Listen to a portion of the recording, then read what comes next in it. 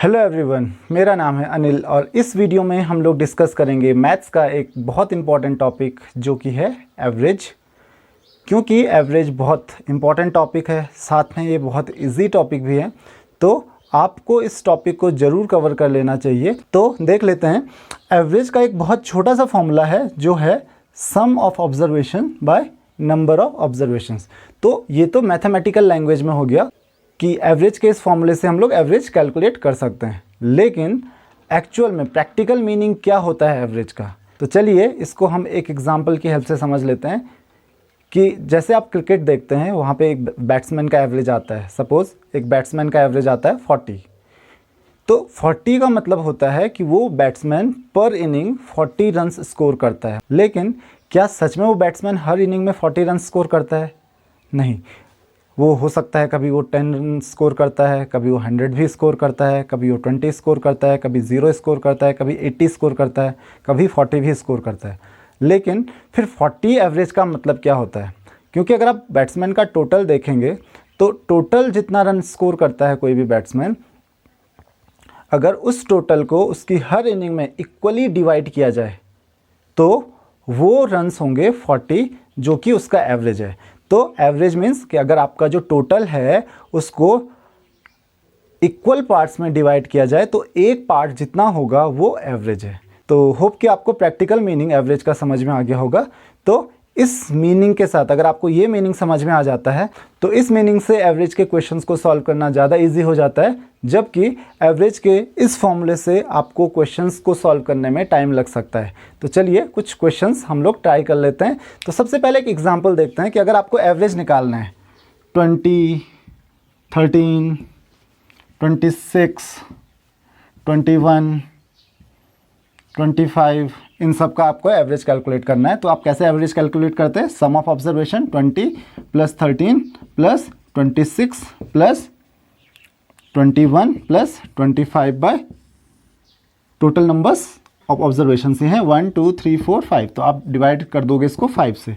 तो 20 प्लस 13 हो गया आपका 33 plus 26, that is equal to 59 plus 21, ये हो गया 80 and plus 25, that is 105 by 5। तो 105 by 5 that is equal to 21।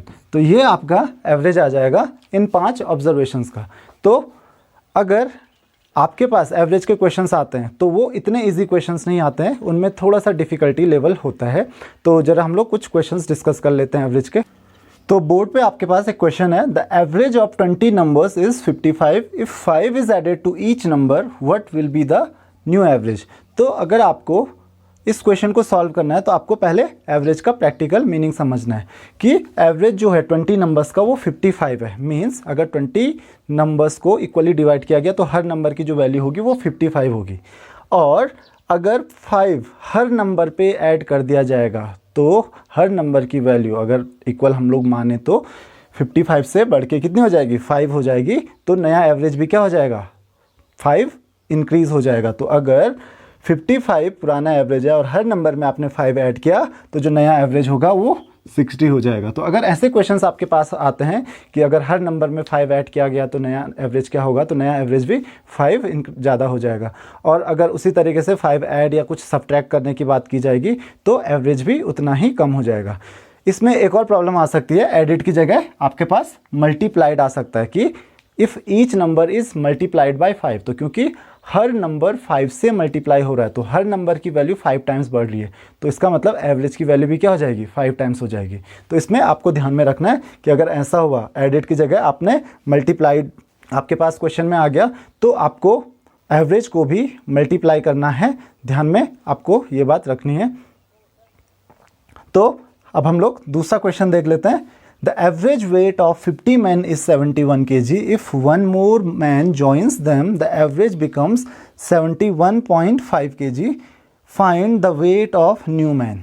तो आप इसको जनरली कन्वेंशनल तरीके से कैसे सॉल्व करते थे कि हम लोग कहते हैं कि 15 मैन का जो एवरेज है वो 71 kg है।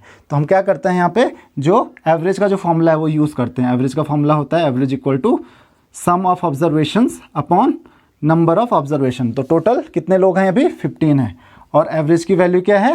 एवरेज है आपका 71, तो आप लिख सकते हैं यहाँ पे 71 equal to sum of observation means sum of the numbers by 15। तो यहाँ से आप 15 को LHS में लेके जाके 71 से मल्टीप्लाई कर सकते हो, तो 71 into 15 that is equal to sum of observation. तो यहाँ से आप ऑब्जर्वेशंस का सम कैलकुलेट कर सकते हैं। तो आप ऑब्जर्वेशन का सम 15 इंटू 71, तो जो सम आ रहा है वो आ रहा है 1065। ये टोटल वेट हो गया, सम ऑफ द वेट।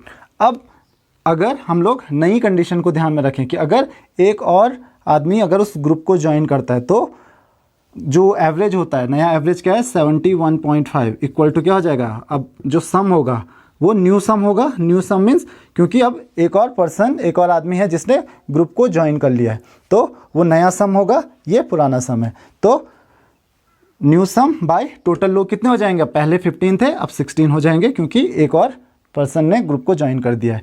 तो जो नया सम होगा that is new sum is equal to that is 71.5 into 16।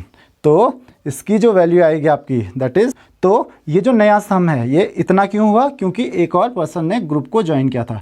पहले इतना सम था और एक पर्सन के ज्वाइन करने से सम इतना हो गया।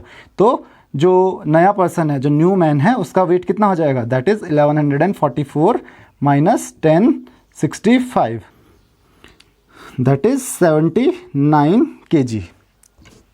लेकिन आप देख सकते हैं कि इस क्वेश्चन को अगर आप कन्वेंशनल तरीके से करेंगे तो थोड़ा सा टाइम कंज्यूमिंग है और हमारे पास टाइम की ही कमी होती है। तो अगर आपको बहुत जल्दी इस क्वेश्चन को सॉल्व करना है तो आप कैसे कर सकते हैं, तो जैसे कि आप जानते हैं कि पहले जो एवरेज वेट था दैट वाज 71, तो आप 71 लिख लीजिए यहाँ पे। अब क्योंकि एक नया पर्सन आने की वजह से जो एवरेज वेट है वो 0.5 इंक्रीज़ हो गया। कितना इंक्रीज़ हुआ है, 0.5, तो आप लिखिए 0.5। अब क्योंकि 0.5 एवरेज वेट इंक्रीज़ हुआ है और ये एवरेज वेट जाता है सबके अकाउंट में, मीन्स यहाँ पे एक और पर्सन ऐड हुआ है और उसकी वजह से सबके अकाउंट में 0.5 kg इंक्रीज़ हुआ है, सबका वेट 0.5 इंक्रीज़ हुआ है और टोटल पीपल कितने हैं 16। तो जो ये होगा नया वेट 0.5 जो इंक्रीज़ हुआ है प्लस लोग कितने हैं 16, that is 71 plus 16 into 0.5 that is 8 that is equal to 79। तो आपको सिर्फ इतनी कैलकुलेशन करनी है और आपका ये क्वेश्चन सॉल्व हो जाएगा। तो आप देख सकते हैं कि कन्वेंशनली हम लोग इतना काम करते हैं और आप एक्चुअल में इतना काम करके इस क्वेश्चन को सॉल्व कर सकते हैं। तो चलिए एक और क्वेश्चन देख लेते हैं। तो एक क्वेश्चन और है आपके पास, average height of 20 boys is 152 centimeter. If a boy 148 centimeter tall is replaced by a new boy, the average height becomes 152.4 centimeter. Find the height of new boy. तो लगभग सेम क्वेश्चन है, सिर्फ यहाँ पे difference क्या है कि यहाँ पे कोई ग्रुप को ज्वाइन नहीं कर रहा है या ग्रुप को लीव नहीं कर रहा है, यहाँ पे रिप्लेस हो रहा है। मीन्स एक बॉय ग्रुप को छोड़ रहा है और दूसरा ग्रुप को ज्वाइन कर रहा है। तो एक बॉय ग्रुप को छोड़ के जाता है, उसकी हाइट है 148 सेंटीमीटर। तो अगर 148 सेंटीमीटर का ही एक दूसरा लड़का आता है उसकी जगह पे, तो ऑब्वियसली जो एवरेज हाइट है उस पर कोई फ़र्क पड़ेगा नहीं। लेकिन एवरेज हाइट पे फ़र्क पड़ा है कितना, पहले 152 था और अब हो चुका है ये 152.4। तो कितना का फ़र्क पड़ा है 0.4 और ये इंक्रीज़ हुआ है। तो इसका मतलब जो नए बॉय के आने से, क्योंकि हाइट इंक्रीज़ हुई है, तो इसका मतलब उसकी हाइट कितनी होगी 148 प्लस कितना इंक्रीज़ हुआ है 0.4। और क्योंकि ये 0.4 सबकी हाइट में इंक्रीज होता है तो 0.4 into 20 that is 148 plus 8 that is equal to 156 centimetre. तो नए बॉय की जो हाइट है वो 156 सेंटीमीटर हो जाएगी। तो देखने में क्वेश्चन बहुत ज़्यादा डिफ़िकल्ट लगते हैं या टाइम कंज्यूमिंग लगते हैं, भले ही ईजी हों लेकिन टाइम कंज्यूमिंग लगते हैं। लेकिन आप सिर्फ और सिर्फ एक लाइन से इस क्वेश्चन को सॉल्व कर सकते हैं। तो एक और क्वेश्चन है आपके पास कि a batsman scores 100 runs in his 20th inning and his average is increase by 3, find his new average.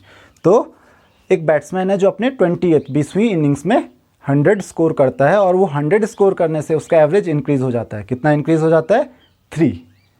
तो उसका नया एवरेज आपको कैलकुलेट करना है। अगेन आप अगर इसको कन्वेंशनल तरीके से करोगे तो बहुत टाइम कंज्यूमिंग होगा। तो हम इसके लिए सिंपल से ट्रिक्स फॉलो करेंगे जो हम अभी तक करते आ रहे हैं। तो आप देख सकते हैं कि यहाँ पे उसने 20th इनिंग में 100 स्कोर किया है, उससे उसका एवरेज 3 इंक्रीज़ हो गया है। तो उसका न्यू एवरेज आपको बताना है। तो सबसे पहले आप ये सोचिए कि अगर उसको अपना एवरेज 3 इंक्रीज़ करना है तो उसको उसके लिए कितने रन स्कोर करने होंगे, क्योंकि वो 20th इनिंग खेल रहा है। तो 20 इनिंग्स में अगर वो 20 रन्स बनाता है तो 1 रन पर इनिंग उसका इंक्रीज़ हो जाएगा, मीन्स 20 इंक्रीज़ हो जाएगा। तो इसके लिए, क्योंकि अगर वो 3 इंक्रीज़ कर रहा है एवरेज में, तो इसका मतलब उसने कितने रन्स एक्स्ट्रा बनाए होंगे, दैट इज़ 20 × 3 दैट इज़ 60। तो ये 60 रन्स उसने क्या किए हैं, एक्स्ट्रा बनाए होंगे। इसका मतलब ओल्ड एवरेज जो होगा उसका, ओल्ड एवरेज क्या होगा, ये 100, क्योंकि उसने टोटल 100 बनाए हैं और 60 एक्स्ट्रा बनाए हैं, जिससे उसका एवरेज 3 इंक्रीज हुआ है। तो 100 - 60 दैट इज 40। तो ओल्ड एवरेज उसका क्या रहा होगा, 40। तो न्यू एवरेज क्या हो जाएगा, न्यू एवरेज हो जाएगा 40 प्लस, क्योंकि एवरेज 3 इंक्रीज हो गया, दैट इज 43। तो आप इस तरीके से बहुत सिंपली क्वेश्चंस को सॉल्व कर सकते हो। तो एक छोटा सा टॉपिक हम लोग और डिस्कस कर लेते हैं, और वो है average of numbers in AP. AP का मतलब होता है अर्थमेटिक प्रोग्रेशन। और ये अर्थमेटिक प्रोग्रेशन क्या होता है, अर्थमेटिक प्रोग्रेशन एक नंबर की सीरीज होती है, जैसे 1 3 5, जहाँ पे 7, जहाँ पे नंबर्स के बीच का जो डिफरेंस होता है वो सेम होता है। जैसे यहाँ पे हर कंसेक्यूटिव नंबर्स के बीच का डिफरेंस 2 होगा, जैसे ये भी एक एपी है। फिर 10 15 20 25, ये भी एक अर्थमेटिक प्रोग्रेशन है। तो अगर कुछ नंबर्स एपी में हैं तो उनके लिए आप एवरेज बहुत इजीली कैलकुलेट कर सकते हो। अगेन उसके लिए भी आपको कुछ ही सेकंड्स लगेंगे क्वेश्चंस को सॉल्व करने में। तो फॉर एग्जांपल आपको पूछा गया कि calculate the average from the numbers 21 22 23 up to 30। तो अगर आपको इसके लिए अगर आपको इसका एवरेज कैलकुलेट करना है तो आप जनरली क्या करोगे, 21 + 22 प्लस पहले सम करोगे डिवाइडेड बाय 10। तो थोड़ा सा टाइम कंज्यूमिंग है, भले ही बहुत टफ क्वेश्चन नहीं है, लेकिन आपके लिए अगर कोई भी नंबर्स, क्योंकि यहाँ पे भी डिफरेंस क्या है, 1 है, तो अगर आपके लिए कोई भी नंबर्स एपी में होंगे तो उसके लिए एवरेज कैलकुलेट करना बहुत ईजी होता है। और कभी भी कोई भी टर्म्स एपी में होते हैं तो एवरेज का जो फॉर्मूला होता है वो होता है मिडिल टर्म, मतलब बीच वाला जो नंबर होता है वही इनका एवरेज होता है, मिडिल टर्म। तो अगर आपके पास नंबर्स हैं फॉर एग्जांपल 11 12 13 14 और 15 का अगर आपको एवरेज कैलकुलेट करना है तो एवरेज क्या होगा, मिडिल टर्म, दैट इज 13। उसी तरीके से 7 14 21 28 35, किसी भी नंबर के कंसेक्यूटिव मल्टीपल्स जो होंगे वो हमेशा एपी में रहेंगे, क्योंकि डिफरेंस हमेशा सेम रहेगा। जैसे 7 के मल्टीपल्स होंगे तो उनका डिफरेंस हमेशा 7 रहेगा।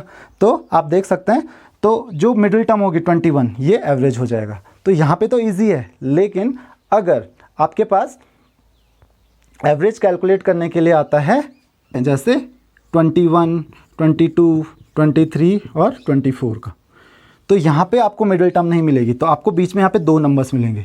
तो हम सिर्फ बीच के 2 नंबर्स का एवरेज ले लेंगे, 22 + 23/2, इन दोनों का एवरेज, क्योंकि 2 नंबर्स हैं बाई 2, तो हो जाएगा 22.5। तो इतना इजी एवरेज की प्रॉब्लम सॉल्व करना होता है। तो कभी कभी जैसे आपके पास क्वेश्चंस आ जाते हैं कि find the average of first 100 natural numbers, तो 100 नेचुरल नंबर्स के लिए उनको 2 पार्ट्स में डिवाइड कर दो, फर्स्ट 50 और बाद के 50, तो हाफ कीजिए उसका। तो फर्स्ट 50 कहाँ तक, लास्ट नंबर क्या होगा वो 50, और उसके बाद लास्ट के 50 में जो फर्स्ट नंबर होगा दैट इज 51/2, तो ये हो जाएगा आपका 50.5। तो ये आपके लिए बहुत इजी हो जाता है। अगर यहाँ पे 100 की जगह 99 होता तो मिडिल में क्या आता, 50।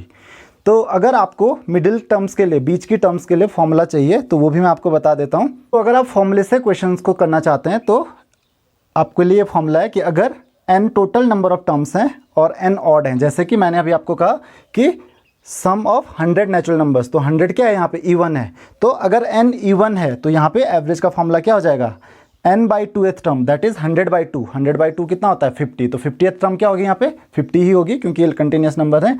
और n/2 + 1, तो 50, n/2 तो 50 हो गया था, +1, 50 फर्स्ट टर्म, तो 50 फर्स्ट टर्म क्या हो जाएगी, 51, तो 50 + 51/2, ये एवरेज हो जाएगा। लेकिन अगर n ऑड होता, फॉर एग्जाम्पल अगर ये फर्स्ट 99 नेचुरल नंबर्स का आपको सम कैलकुलेट करना होता तो उस केस में एवरेज का फॉर्मूला क्या आता है, दैट इज n + 1/2, मतलब 99 + 1/2 कितना हुआ, 100/2, तो 100/2 50, तो 50th टर्म क्या होगी यहाँ पे 50 ही होगी, तो तब एवरेज 50 हो जाता। तो बस इतना सा आपको ध्यान रखना है और इस तरीके से आप एवरेज की प्रॉब्लम्स को सॉल्व कर सकते हो। अगर आपकी एवरेज से रिलेटेड कोई भी क्वेरीज़ हैं तो आप मुझे कमेंट में क्वेश्चंस कर सकते हैं। Thank you very much.